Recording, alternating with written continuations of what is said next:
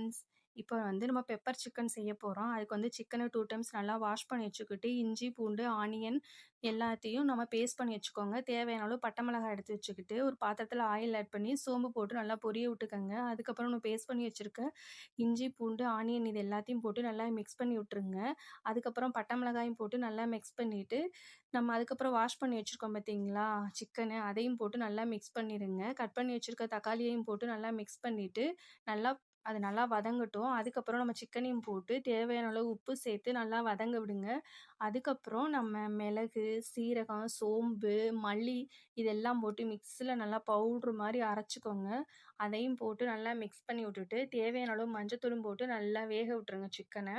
அதுக்கப்புறம் நல்லா ஒரு மூடி போட்டு ஒரு 10 நிமிஷம் வேக வச்சீங்கன்னா, சிம்லயே வேக விடுங்க. அப்படி ஃபாஸ்ட்டா வச்சோம்னா, அது தீயறதுக்கு கூட வாய்ப்பு இருக்கு. அதனால நம்ம கொஞ்சம் சிம்லயே வச்சு வேக விடலாம். அதுக்கப்புறம் நமக்கு தேவையான பெப்பர் சிக்கன் கிடைச்சிருச்சு. ஓகேவா ஃப்ரெண்ட்ஸ்? Thank you.